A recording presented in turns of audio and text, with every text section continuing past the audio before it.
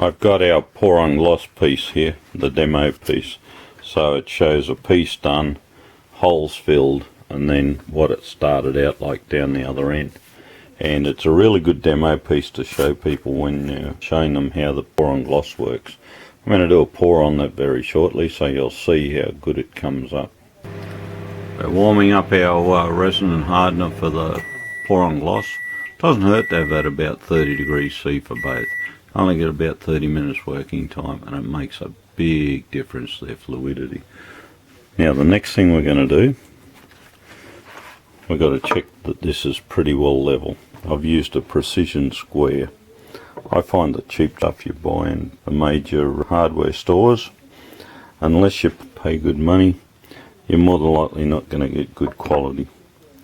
So I find this little fella works really well, and I had it laying around anyway. So get your job level. It's critical to have it level. I've propped up underneath to make sure I've got it level, and once you got it level, next thing, mix and pour. Woohoo!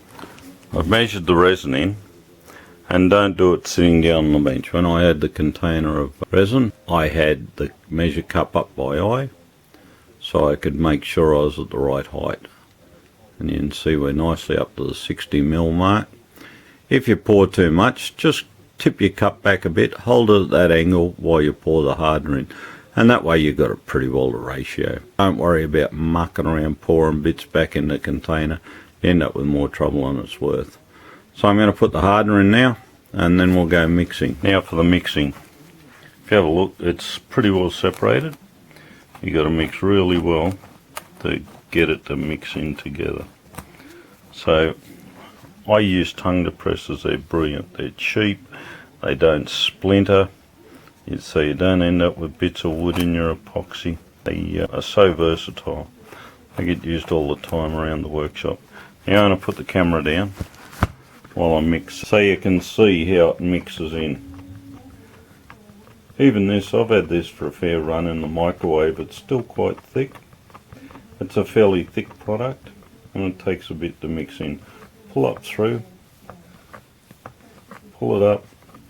It'll take you a few minutes of mixing to get all this mixed in. We're starting to get an even colour coming through, and it's fairly warm. Now you scrape around the edges. It's important to go right around the edges and into the corners, because if you don't, guess where the unmixed resin will be sitting? Right in the corners. So mix him in. Mix until you get a fairly even colour. And see how you trap quite a few air bubbles? And that's just warm. I probably could have warmed that up a little bit more. We got a secret trick for getting rid of air bubbles. Scrape off. Very important to scrape off. Scrape the edge. And away we go. Now if you're new at this, don't try and do it direct from the container. Always pour into a separate container and then give it a quick mix. So scrape out as much as you can out of the first container, and I'll show you how to do it. So I play safe. So into your second container, scrape it. Always scrape out as much as you can. Don't waste it. Now the reason for doing this is in case you had any unmixed pour on gloss, you don't take it across the other container. Or if you do, it'll easily mix in once you do the quick mix in the other container. Done my quick mix, now we're going to pour. No mucking around with this. I tend to pour from quite a height, so if you look, and what that does, it breaks the big air bubbles, and we just go backwards and forwards and then let it do its own thing.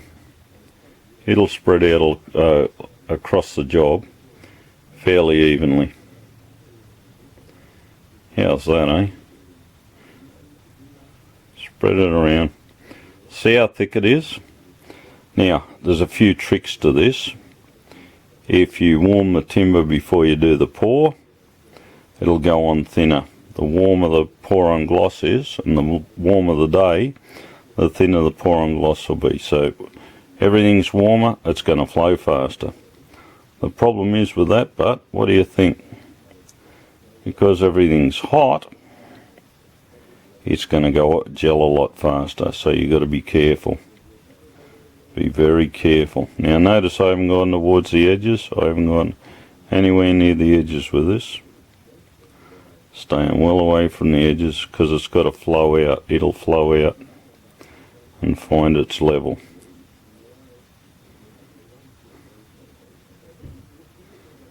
Okay, I'm not going to scrape out the container. Don't bother scraping out the container. You'll only create problems for yourself. Now that's it. Let's let it do its thing. I might help it a little bit here because it's fairly thick. So what I'm going to do, I'm just going to see how it's close to the edge here. I'm just going to pull it down this way a bit, then pull it out a bit, because what happens by pulling that out, it draws it towards that surface. So it's fairly thick. Don't use a brush to do this. Just use your mixing stick. And notice I'm not pulling it right to the edge. I don't want to do that at this stage. I just want to get it, tease it over towards the edges. Right. Pull it. Whoops, I got it a bit close there. That's not what I wanted. Anyway. So now this is a low spot here, so I'm not going to feed it down into there until I get the rest of this sorted.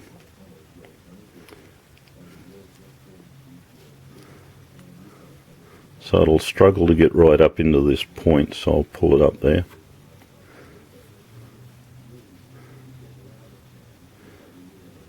As I said, don't use a brush because that'll induce air.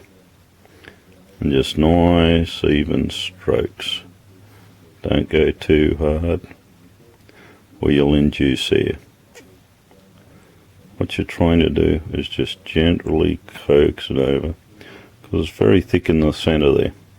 See how in the centre it's closed back in? Yeah. See how the air bubbles are already on the surface?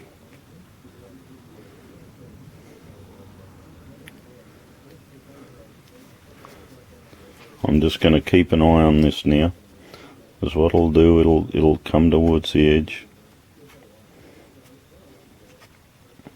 Now to get rid of the air bubbles, we don't do silly things like using hair dryers and heat guns.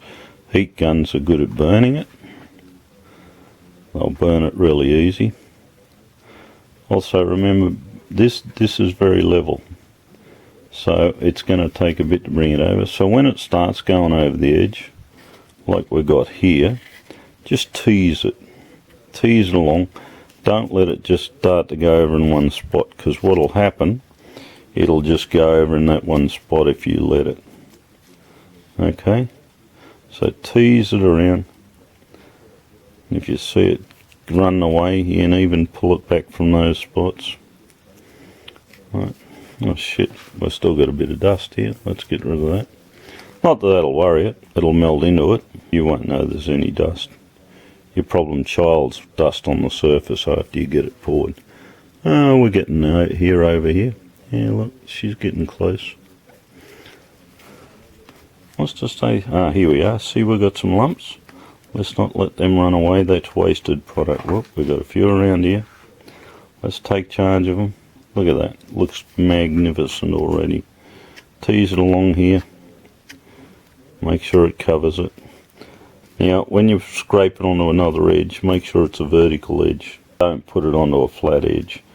The vertical edge, you'll find there's enough surface tension to pull the bubbles out, whereas if you do that on a horizontal edge, you'll trap the bubbles in there. No, it gets messy. Especially if it started to gel when you do it. It definitely won't be your friend. Trust me. Now what you do, this will take about 24 to 48 hours before it's set enough to roll over and cut the dags off. Again, you can put the tape, you can put tape around the bottom. Because this is a fairly rough surface, I don't want to do that. Right? It makes it difficult.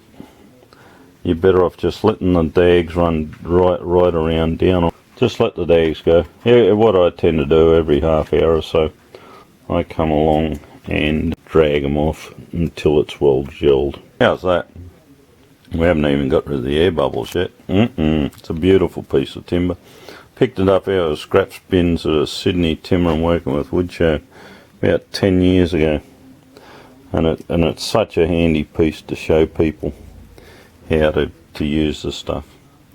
And you too can make magnificent pour-on surfaces like this. Now we're going to hit it with the bubble dispersant. Unfortunately, I hit it before I started the video, so we burst most of the bubbles, which is a bugger. We just missed the bubble dispersant on, and it does a magnificent job. Look at that. All those bubbles that were there before, all going, look, see, you can still see them bursting. They're really fine air bubbles that you can't even see, and they're still bursting away there. That's what the bubble dispersant does for you. Brilliant stuff. Look at the depth of colour in that bit of timber. It was the most manky bit of timber in the box. There was green stuff growing off it, the whole lot. Oh, it looked horrible, but I could see its potential. Magnificent. Something anyone would be proud to own. Look at it. Pour-on gloss does a magnificent job. You can see right down into it. I'll come back in about 10 minutes. I'll hit it with our bubble dispersant again.